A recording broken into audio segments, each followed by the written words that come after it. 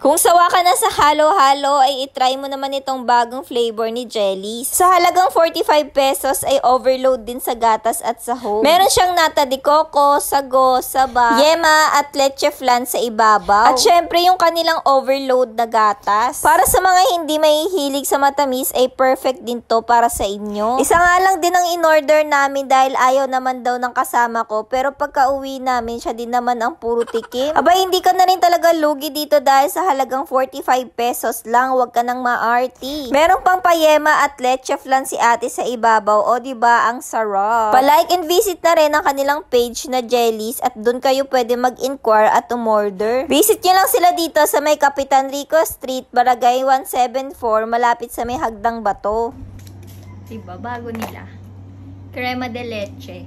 Syempre, iti-taste test na natin ang kanilang crema de leche kung pasok ba sa ating panglasa. Sarap. Hindi, kita naman ito si kuya. Sarap. Hindi naman tamis. Pagkatapos namin magmerienda, ay pumunta na lang kami sa Inasal para naman sa aming hapunan. Ewan ko ba, puro food trip na lang ngayon ginawa ko sa day off. Nakita ko kasi si Coco Martin na kumain sa Mang Inasal kaya nainggit kami. Self-service din pala dito at parang iba naman sa napanood ko.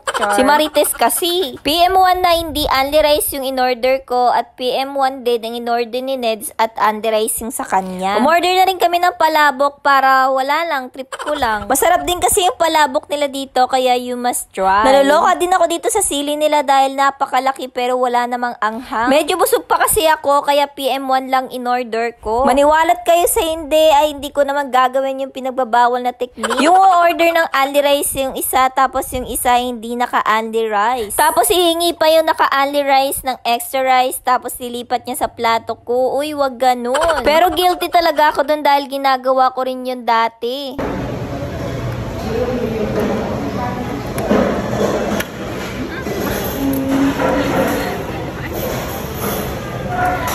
Sino din ang ganito kumain sa Inasal na halos isabaw na yung chicken oil? Hindi naman siya ganun kalasa pero parang nagbibigay siya ng extra umami. Nakatatlong kanin si Neds at ako ay isa lang at promise, no, lipat kanin yan. Kayo ba guys, nakakailang kanin kayo kapag kumakain kayo dito sa mga Inasal? Ako kasi dalawa lang yung kaya ko. Yung iba kasi nakaka 6 to 10 rice. Grabe, wala pa masyadong bawas yung manok. Dati nga ay meron din silang pa-only drinks kaso nga lang tinanggal din dahil isa lang order pero ang daming umiinom. Pero promise, laging craving satisfied talaga ako kapag kumakain ako dito sa Mang Inasal. Hindi ka talagang uuwing bitin. Sulit na sulit talaga dahil busog na ako at busog din yung aso ko. Inuuwi ko kasi yung kanin at yung mga tira-tirang buto na marami pa namang laman. O diba, sayang. O siya, hanggang dito na lang. Yun lang. Bye!